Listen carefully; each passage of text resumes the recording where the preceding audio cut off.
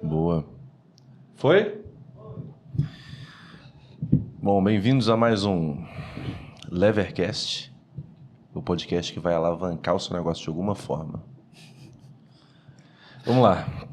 Marcel, vamos fazer aqui uma abertura para a gente poder estabelecer o tom da conversa, quebrar um pouco o gelo, você também contar um pouco dos panoramas das suas experiências. E, cara, para começar com o pé direito, qual foi aquele perrengue nos negócios que te ensinou uma lição valiosa e moldou a sua trajetória até aqui? Cara, eu tive algumas experiências... Não, peraí.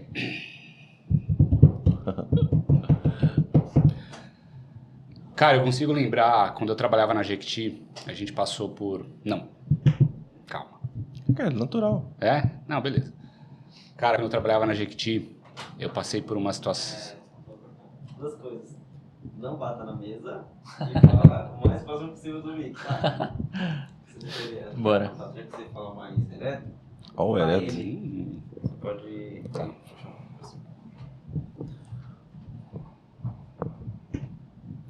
Aliança. Estoura o ouvido dele ali no... Bora? Bora. Quando eu trabalhava na Jequiti, eu passei por uma situação, eu cuidava do e-commerce e de toda a parte de mídia digital. Em uma das reuniões do conselho, né, com toda a gestão e a liderança do grupo Silvio Santos, filhas do Silvio Santos e toda a presidente do grupo, a gente falava muito sobre resultado. Em uma das conversas, eu ouvi que mídia digital não era importante para o negócio, que eles acreditavam muito mais no offline, na televisão, do que de fato no poder do digital. E aí simplesmente decidiram que iam cortar a verba de investimento que eu fazia no e-commerce. Caraca. Não fazia o menor sentido e eu fui questionado, mas o que você acha que vai acontecer? Eu falei, as vendas vão cair em 40%, 50%. Porque 40%, 50% das vendas vinham do investimento em performance. Duvidaram e ainda falaram, não, a gente vai aumentar a veiculação do e-commerce da Jequiti dentro da grade do SBT. Resultado, no mês seguinte que cortaram a verba, caiu 40%, 50% do resultado. Então isso mostrou que o digital tem um potencial que é diferente do que a gente tem hoje em outros canais. Para solucionar esse problema, a gente retomou aos poucos o investimento, mas o que eu fiz? Eu montei junto com o time financeiro uma estrutura para a gente conseguisse de fato medir o resultado do investimento em mídia, o quanto que aquilo era importante para o canal. Sem investimento não tinha receita, com investimento tinha receita, mas quanto isso deixava de rentabilidade para o negócio? Para não ser um investimento que a gente olhasse só para a primeira linha e sim para o resultado como um todo. Consequência disso, a gente conseguiu gradativamente retomar o investimento e mais do que retomar o investimento, nos meses seguintes a gente conseguiu aumentar em relação ao que a gente investia antes, porque era mais claro para todo mundo o retorno que a gente estava gerando para o negócio com aquela estratégia. Pô, que legal, hein? Genial. Caraca. Genial. Muito massa, Assim, muito massa. Não tem nada que sobreponha na mesa do que dados, né? É dados, cara. É dados e eu acho que hoje tem um cenário que é um desafio para muitos gestores de e-commerce, para lideranças de e-commerce, conseguir olhar para a operação como um todo, né? Acho que a gente, por característica, por necessidade de venda, a gente acostumou muito a olhar para a primeira linha, olhar para o top line e muito gestor de e-commerce, muito gestor de e-commerce hoje faz o papel de gestor de tráfego. Uhum. Então, otimiza a campanha, escolhe o canal de investimento, otimiza o investimento e gera receita. Mas e o resultado financeiro? E a margem do produto? E a sua estratégia de frete? E a sua operação logística? O quanto que ela está contribuindo para o negócio? Então, existe uma necessidade hoje do profissional que lidera uma operação de e-commerce não ser só um gestor de tráfego que olha para a venda. Uhum. Ele tem que olhar, ele tem que dominar todas as disciplinas que estão envolvidas no processo de venda online. Boa. E cara, acho que só um ponto sobre esse assunto, que durante a pandemia também, quando tinha muito dinheiro rolando em startup e tudo mais, meio que a galera começou a anunciar grandes faturamentos, pô, milhões de faturamento, aí sai matéria no jornal, que não sei o quê, sendo que no final o que importa é lucro líquido, né? Muita gente comprou crescimento, e comprar crescimento, ele não é sustentável no médio e longo prazo. Então você vai ver ali um resultado positivo nos primeiros meses, mas é faísca. Uma hora a conta chega, né? Claro, tem momentos que você vai escolher que você de fato precisa crescer para se consolidar no mercado. Às vezes é uma estratégia de fato de entrada, de go-to-market, onde você precisa fazer o seu negócio. Mas, de novo, no médio e longo prazo não é sustentável. Então a gente precisa começar a olhar não só para o crescimento, mas para a operação. Eu vou contar um exemplo que aconteceu comigo em uma das minhas experiências. Peraí, eu ia falar um negócio que não era para falar. Eu vou contar um exemplo que aconteceu comigo, que eu vivi em alguns clientes. A gente teve o cenário de pandemia, né, onde o e-commerce cresceu, começou a vender muito. E aí, principalmente nas operações que tinham venda física, o e-commerce foi quem garantiu o resultado quando as lojas fecharam. Quando a gente joga para o ano seguinte, onde ainda tinha pandemia, mas as lojas começaram a reabrir, a gente notou as vendas do e-commerce caindo e o resultado não vindo. Dá para refrasear? Claro, claro. Uma coisa antes. Pode falar. Show. Uma coisa que eu notei logo depois da pandemia é um cenário onde, quando as lojas fecharam, né, e uma operação de e-commerce tinha venda, tanto física quanto online, quem garantiu o resultado da empresa naquele período foi o e-commerce. Isso fez gerar uma expectativa enorme de crescimento no canal, fazer com que o canal crescesse, e a expectativa de retorno nos períodos seguintes foi muito grande. O que aconteceu? As lojas voltaram a abrir, a venda do e-commerce começou a cair. Então a projeção que tinha sido feita para aquele crescimento da venda online não aconteceu. E aí ficava todo mundo desesperado, investia mais em mídia, contratava mais gente, contratava ferramenta para fazer otimização, para fazer disparo de mensagem, e não olhou que quando o e-commerce estava vendendo e garantindo o resultado, tinha uma operação que estava falhando. Mas como estava gerando receita, isso, entre aspas, salvava a empresa, não se olhou para a operação. Eu vi cenário de empresa que fatura 300 milhões, 350 milhões por ano, fazer uma venda, o cliente pagava, e depois que o pedido era aprovado, na hora que eles iam fazer o picking do produto para enviar para o cliente, eles não achavam o produto no CD. Resultado, cancelava o pedido. Nossa. Teve mês que bateu 35% de cancelamento dos pedidos aprovados porque eles não encontravam o produto. Nossa. Sabe por que eles não encontravam o produto? Problema de integração. Integração do sistema online, de venda online com o CD, com o sistema logístico. Caraca, ou seja, era um rombo que tava ali que ninguém tava vendo. Era um rombo enorme, porque se investia em performance, tem um custo de aquisição de cliente, tem um custo à venda, não só de mídia, mas toda a operação que vem junto com isso. Só que aquela venda que era feita no site, ela não entrava como receita real para a empresa. Caraca. Nossa. Então esse é um impacto, não, é loucura. Esse é o impacto que uma operação mal gerida traz para o negócio. 35% de cancelamento da receita de um mês. Nossa senhora. Que maluquice. E, cara, vou pular aqui alguns blocos e vou passar para o que a gente já começou a falar sobre. Mas, falando ainda do mercado de e-commerce, do marketing digital, o que você percebe que a maioria das empresas ainda não enxergou? Vamos lá, peraí. Qual que é? Aqui. Tá. Quer perguntar de novo ou eu só respondo? Pode responder. Tá coçando, cacete. Pode responder que a magia da edição, ela... Eu vou ficar com o olho vermelho. Vai nada. Que isso? Tem um colírio ali, quer? Boa. Passar um... Eu acho que um grande problema hoje, que muita empresa não enxergou, é que crescimento... Eu acho que um grande problema que muita empresa não enxergou ainda é que crescimento no longo prazo depende de retenção, não é aquisição. Boa. Então, a gente volta para aquele tema de muito dinheiro em mídia, muito dinheiro em performance para adquirir novos clientes e crescer no top line, mas não se olha para o longo prazo. Crescimento é fidelização de cliente, é monetização de cliente que já está na base, né? Crescimento sustentável para o médio e longo prazo. Aquisição é o início da estratégia. Muito negócio ele é negócio de LTV, não de CAC. A métrica mais importante para um e-commerce é o LTV. É você vender e você rentabilizar esse cliente ao longo do tempo. Enquanto hoje, a necessidade de se gerar resultado imediato faz com que muita gente olhe para o CAC. O CAC é importante? Evidentemente que sim. Mas se você quer ter um negócio sustentável, olhe para o LTV. Isso garante previsibilidade de receita, previsibilidade de resultado e crescimento no médio e longo prazo. Boa. Pô, animal você falar isso. Você tem algum exemplo de alguma empresa que na minha cabeça a primeira que vem é a Nubank, que lança primeiro aquela conta simples que você tem ali só o crédito, aí libera um cartão, depois eles estão agora com seguro de carro, seguro celular. Quem outro player você acha grande assim que tá fazendo um trabalho fenomenal de LTV? Ai, você me pega desprevenido, caralho. Alguma empresa que tá no seu dia a dia, que você curte demais, pode ser de carro, pode ser de banco, pode ser de alimentação. Tá, eu vou falar sobre esse tema por uma outra abordagem com experiência minha. Boa. Tá? Show.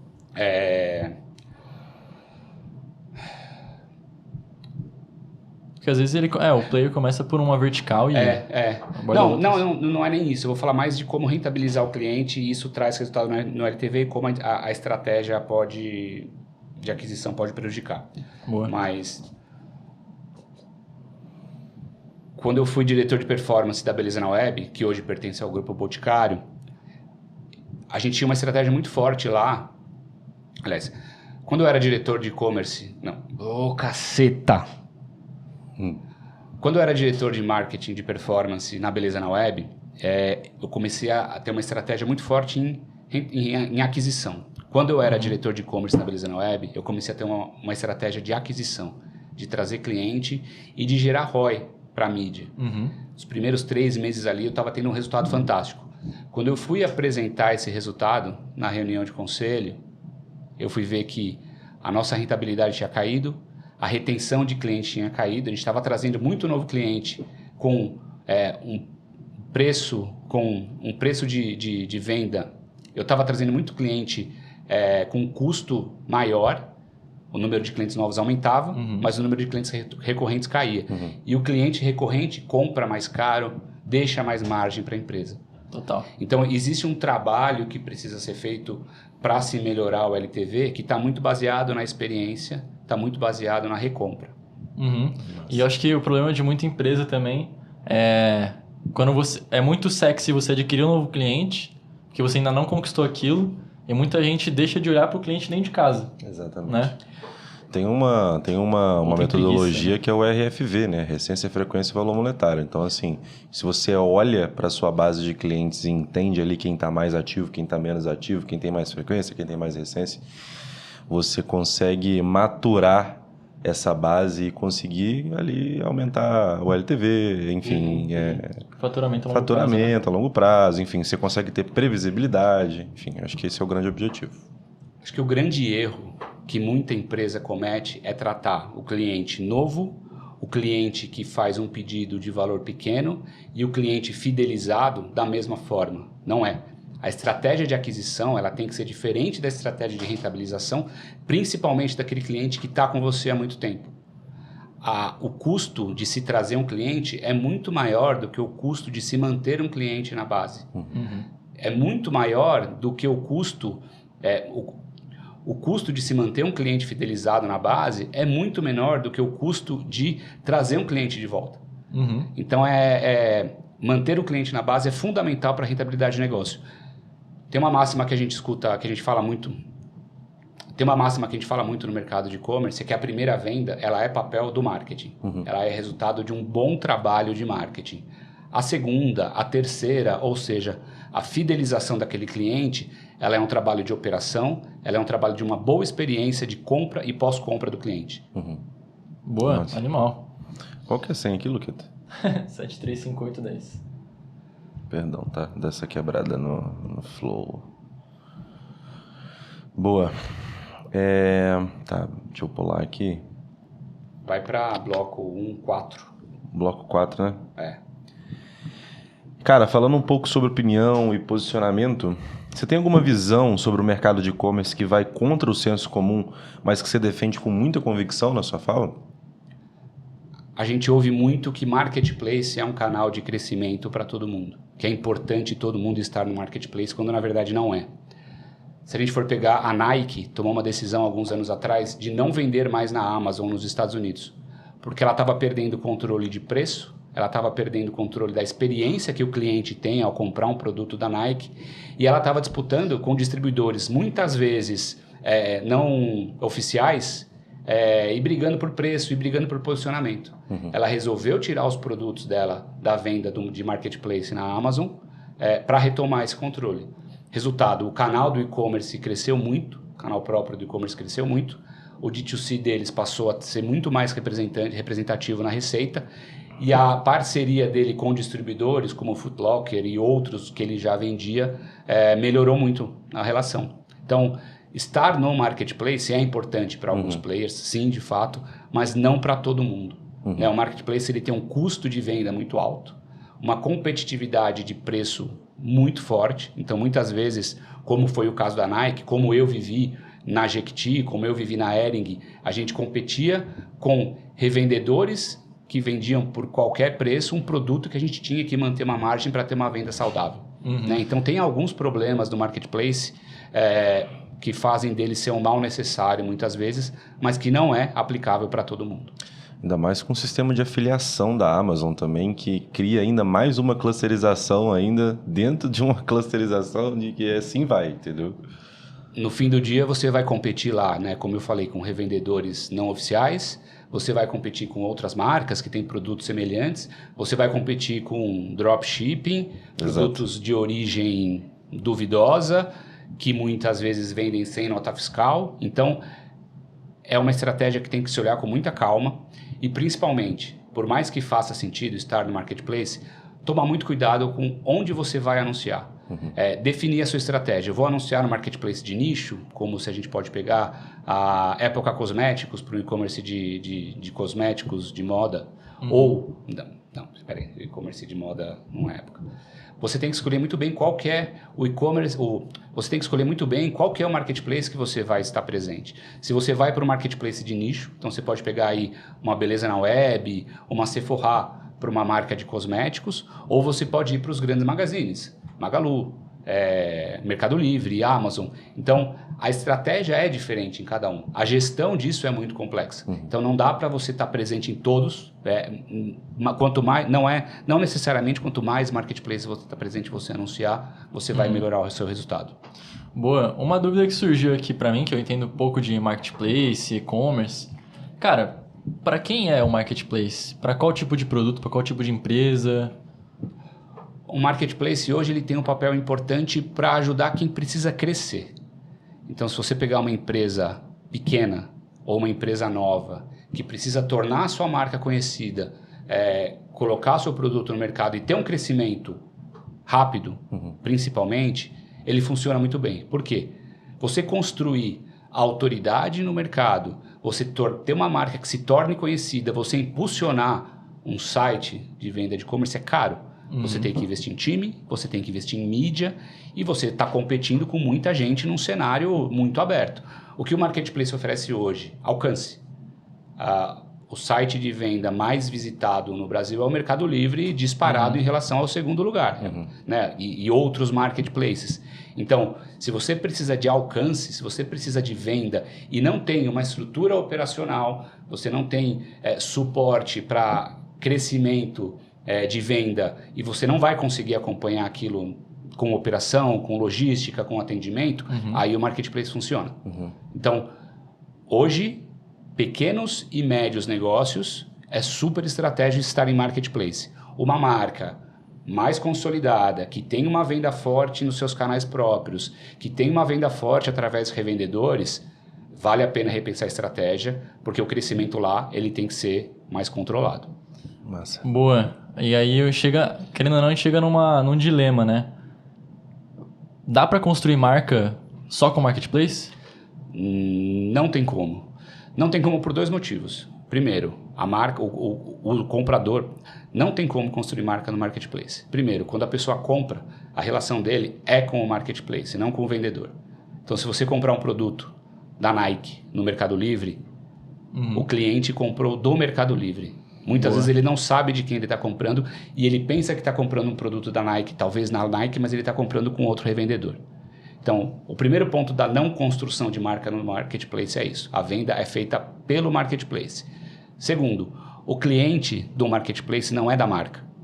O cliente do marketplace, ele continua sendo do marketplace. Então, você não consegue depois ter uma régua de ativação por e-mail, você não consegue depois tentar fazer um upsell para o seu canal próprio. Esse cliente vai continuar na base do marketplace e não necessariamente aquele cliente vai ser seu. Isso dificulta a construção de marca dentro de um negócio. Boa, caramba, bom demais, legal. Cara, trazendo aqui uma opinião, às vezes até um pouco polêmica. Né? Polêmica! Qual a maior falácia ou erro de pensamento predominante no setor de e-commerce hoje? Qual que é essa aí? Qual bloco? É o bloco 4 e 2. Bloco 4. Está mais para baixo aí no teu.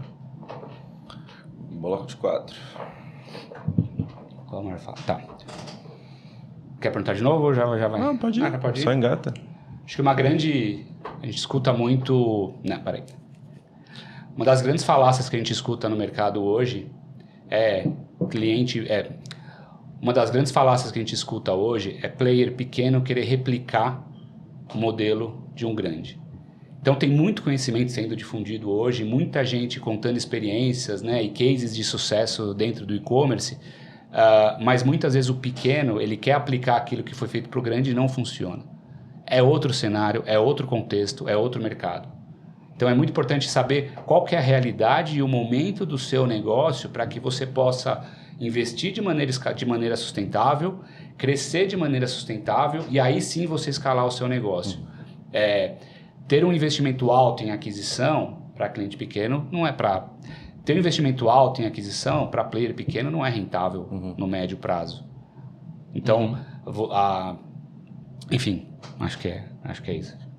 Boa. Deixa eu pensar como é que eu fecharia isso. Show? Show. Tá.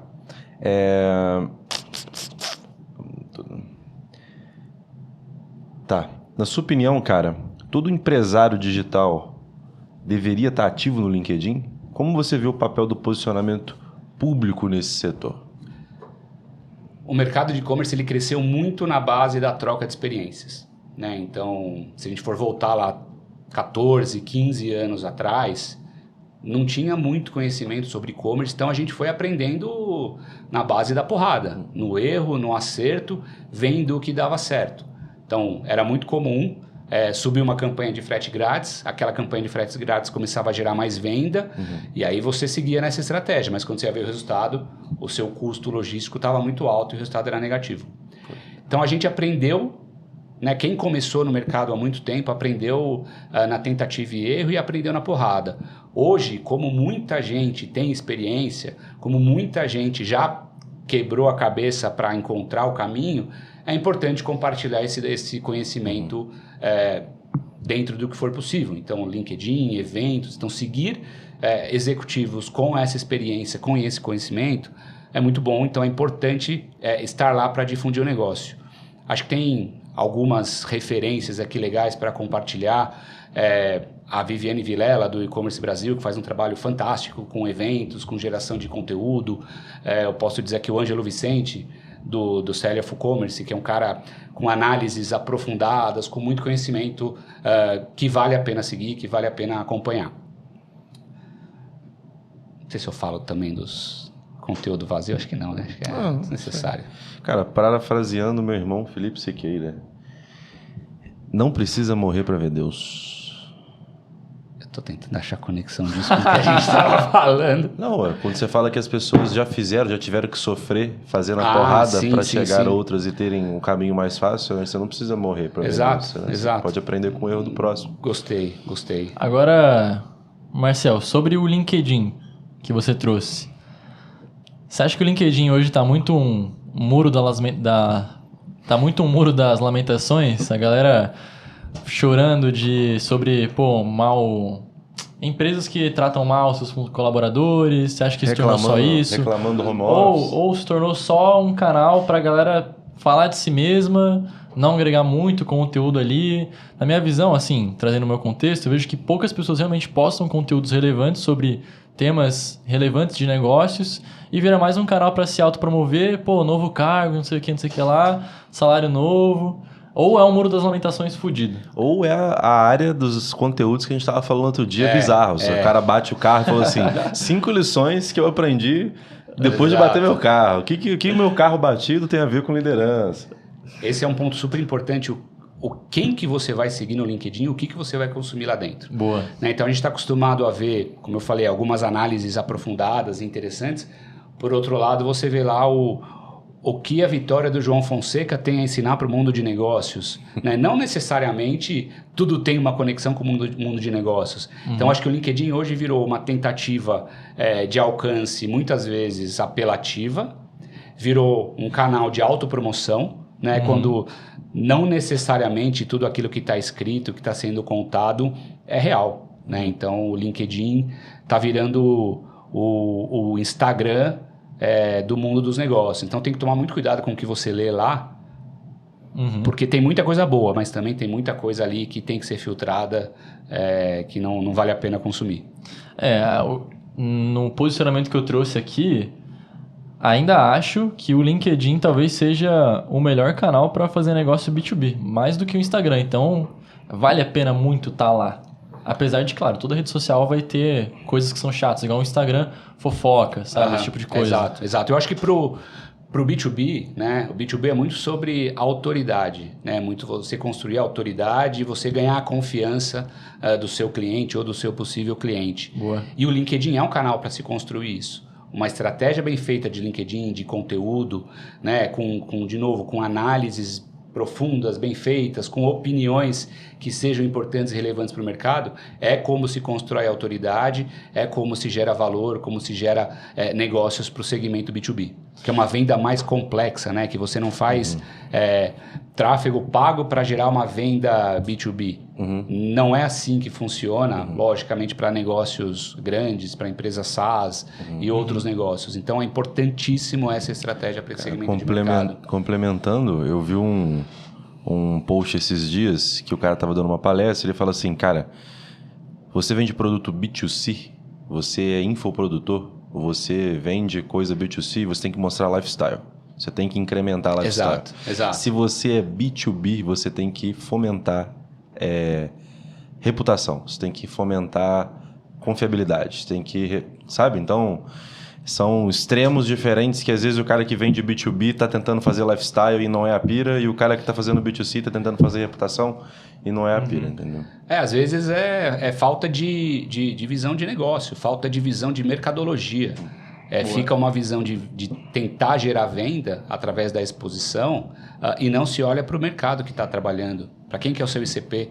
Qual que é a estratégia que você tem para primeiro se tornar conhecido, mas aí você se tornar referência? É o funil de vendas do B2B e do B2C, cada um tem a sua característica. Você precisa cumprir as etapas do funil, mas em cada um deles você usa uma estratégia. Não necessariamente um vai funcionar para o outro. Fica a dica aí, porque parece fácil, mas é difícil. Tem muita empresa grande que não sabe responder essas perguntas que ele está levantando aqui. Complexo. E, cara, para contratar pessoas, LinkedIn ainda continua sendo um bom canal, não é? Ou melhor, o que você acha que tá... Qual que é a maior dificuldade de encontrar pessoas boas para trabalhar? Pode ser no e-commerce, pode ser no marketplace. Eu vou te contar que quase todos os lugares que eu trabalhei, quase todos não.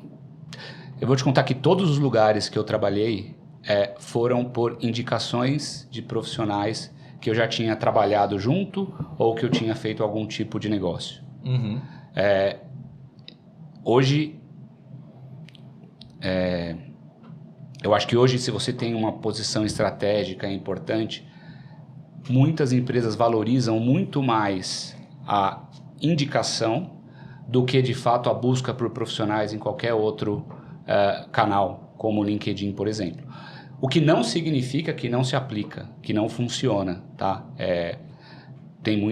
Enfim, eu acho que que aí eu estou depondo contra, né, a geração de conteúdo no LinkedIn, que também não é ideia. Não necessariamente. Não necessariamente, Às vezes a geração de conteúdo, ela não tem uma finalidade de contratação. Exato. Não, eu acho que sim. Eu acho que contratação no LinkedIn funciona.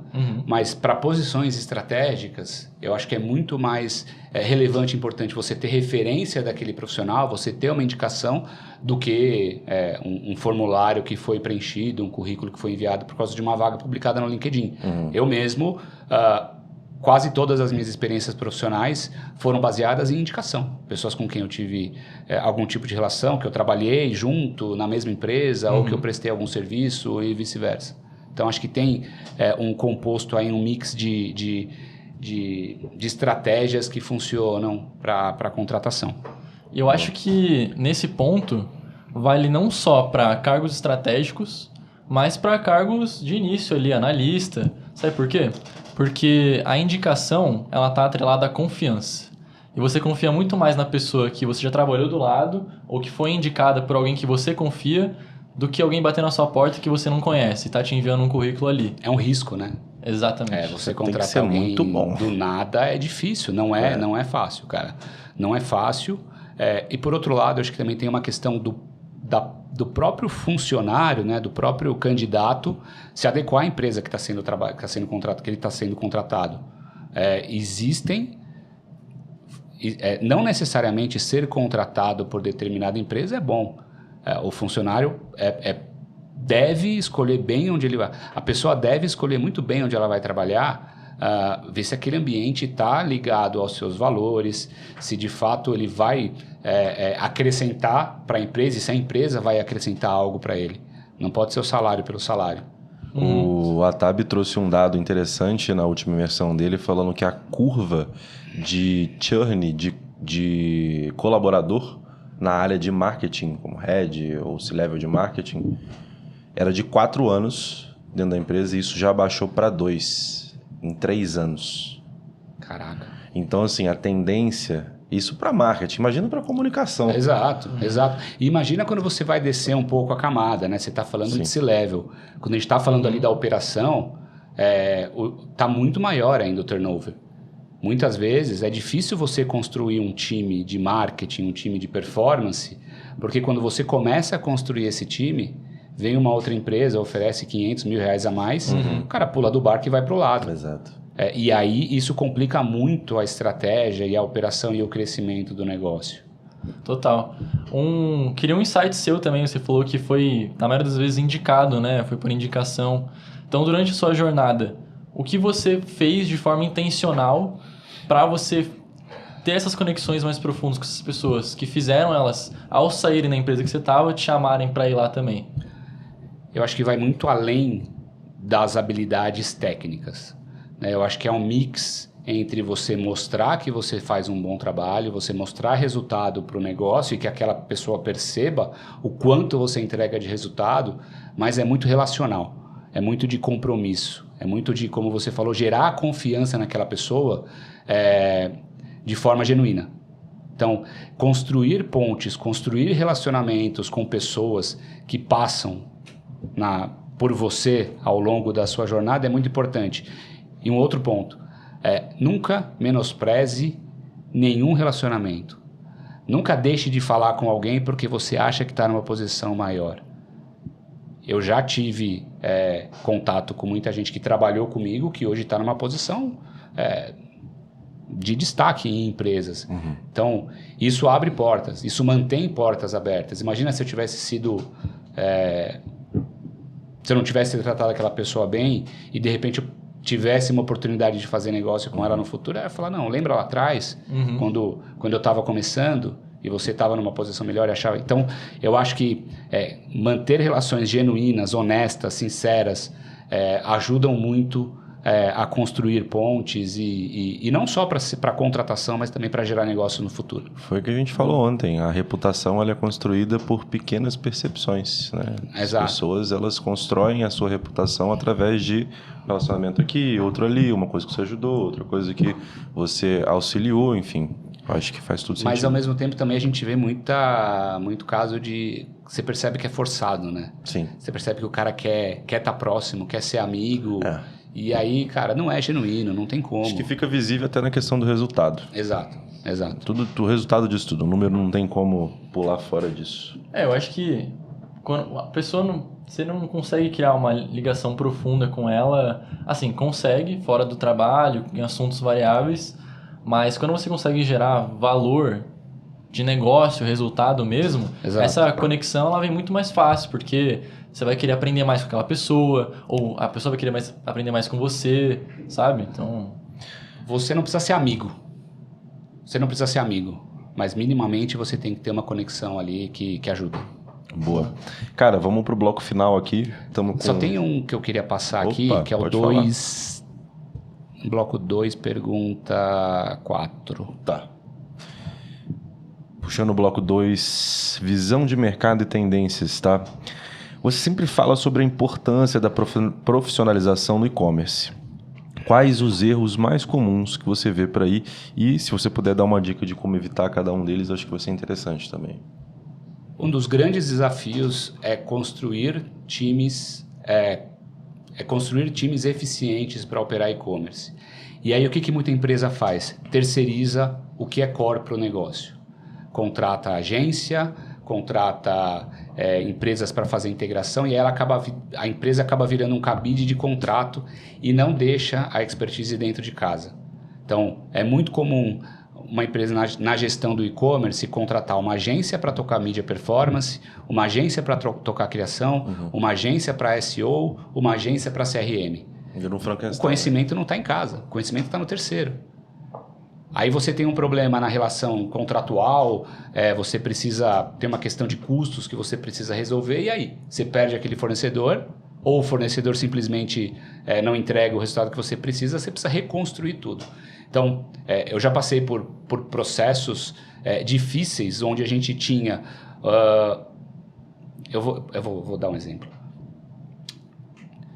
Quando eu cheguei na Hering, o time da Hering de mídia performance, ele era uma agência que tocava, que entregava resultado, funcionava, mas eu comecei a perceber que não tinha conexão com o negócio. A cultura da empresa era muito diferente da cultura da agência que estava prestando aquele serviço. Então, na hora, a gente fez lá toda uma questão, obviamente tem que ter viabilidade financeira, tem que ser relevante para o negócio, tem que caber dentro do que a gente está projetando, mas a gente internalizou a operação.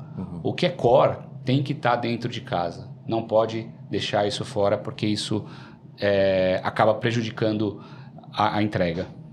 70, 20, 10, meu amigo. 70% de esforço no core. Exato. E isso vale, eu acho que também é importante falar que isso vale não só para quando você está falando de contratação de terceiros. Dentro da própria empresa, isso também funciona. Então, de que adianta um gestor de e-commerce não conhecer de logística e terceirizar isso para a operação logística, para o gerente de logística? O gerente de logística entende de entrega. Ele não entende de experiência do cliente, do e-commerce. Se o cliente vem do digital para ele, chegou um pedido ali, ele vai entregar no tempo melhor que ele puder. Mas existe uma questão aí onde precisa ser alinhado estratégia operacional, onde precisa ser alinhado precificação de frete, onde precisa ser alinhado tracking de pedido. Então, tem muita coisa que hoje as áreas de e-commerce não conseguem se aprofundar, terceiriza a operação dentro da própria empresa para outras áreas e na hora que vai ver o resultado, viu que algo não deu certo e o resultado não está vindo. Boa. Boa. Podemos pular então para o bloco final aqui? Temos mais, acredito que 10 minutos. Né? Vamos lá. Quais foram, né, ou quem foi a maior influência na sua forma de pensar e tocar negócios? Tem dois caras que eu trabalhei, tem dois caras que eu tive a oportunidade de trabalhar que eu aprendi muito. Primeiro foi o Márcio Conruian, fundador da Netshoes. Cara, visão de negócio, resiliência para construir, né, um negócio que ele criou puramente digital, numa época que ainda não era tão difundido digital. E o Alexandre Seródio, da Beleza na Web, que hoje a empresa pertence ao Grupo Boticário também. Uma paixão por fazer o negócio acontecer, um foco em resultado, um foco em entrega, trazer o cliente, né? Entender que o e-commerce ele não é só um canal de venda, aliás, entender que o e-commerce é um canal de venda, mas que ele tem que criar relacionamento, ele tem que criar muito mais do que uma transação. Então, Alexandre Seródio da Netshoes, Alexandre Seródio da Beleza na Web e Márcio Conruian da Netshoes, acho que são duas referências, não só para mim, mas para todo o mercado. Quando a gente fala em marketing, deixa eu ver como é que eu puxo. Bom, deixa, vou puxar o gancho pro puxar o saco.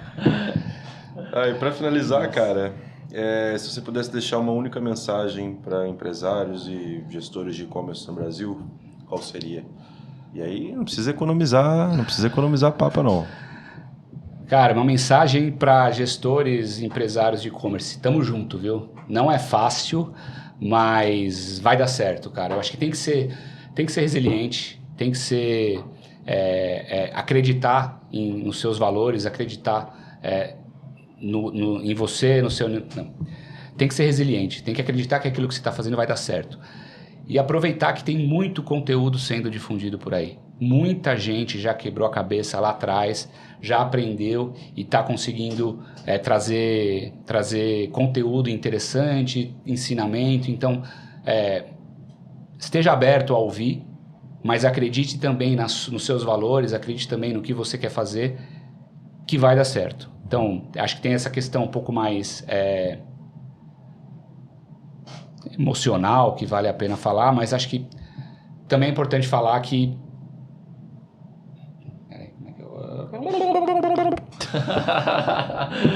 É bem interessante falar que... Não, acho que também é interessante falar que tomar um pouco de cuidado com esse crescimento a qualquer custo, né? Olhar para o resultado, olhar para dados, tomar muito cuidado com modismos, né? Então, se fala muito de inteligência artificial, não necessariamente você precisa ter uma super solução de inteligência artificial, né? Claro, a inteligência artificial não é fim, é meio. Você tem que saber usar a inteligência artificial para que você crie, por exemplo, modelos preditivos de compra, você entenda melhor o comportamento do seu cliente, para que você consiga oferecer uma experiência de compra melhor, fazer hiperpersonalização, que é uma grande tendência do mercado. Então, entregar uma experiência cada vez mais customizada e direcionada para o cliente. Boa. Cara... O cara quer falar de AI e não consegue nem atender o cliente direito no WhatsApp, né? Exato. Fala-se muito do tema transformação digital, né? E aí a liderança compra a transformação digital, fala para os funcionários que a empresa está passando por um momento de transformação, fala para o mercado. Quando vai ver, os vendedores passam pedido numa planilha do Google Sheets, no Google Drive. Então, assim, a transformação digital não é você ter uma rede social, postar conteúdo lá diariamente. É você, de fato, ter uma estrutura digital que pode ser na operação, pode ser na venda ou pode ser no relacionamento com o consumidor. Não é porque você tem um agente no seu WhatsApp que você é uma empresa de tecnologia. Empresa de tecnologia é que tem processo interno criado internamente para tocar isso. Eu li esses dias no LinkedIn um post que era assim: a cada lançamento de uma nova feature da AI do Meta, uma startup morre. Maravilhoso, né? Porque aconteceu essa questão, você falou dos bots de WhatsApp. O WhatsApp vai lançar uma funcionalidade nativa para a criação de bot. Caraca. Nossa. Imagina o impacto Caiu disso. uma galera. Vai cair uma galera. Pesado. Boa, Marcelzão. Acho que foi isso. O papo Boa. muito bom. Conseguimos extrair bastante coisa. E... obrigado. Tamo junto, Lucas e Lucas. Tamo junto. Siga Valeu. a gente nas redes sociais. Isso aí. Quem quiser continuar me acompanhando, tô no Instagram, tô no LinkedIn, postando conteúdos de e-commerce, marketing digital e às vezes dando uns pitacos ali em assuntos diferentes. E logo os cortes dessa conversa. E logo a gente vai ter os cortes sendo divulgados por aí. Boa. No É isso. Levercast. Valeu, Boa. galera. Tamo junto. Foi aí, Vini? Don't let Boa. me down. Cara, você mandou bem pra caralho. Caralho. Papo Puta que reto. pariu. Tem aí mais.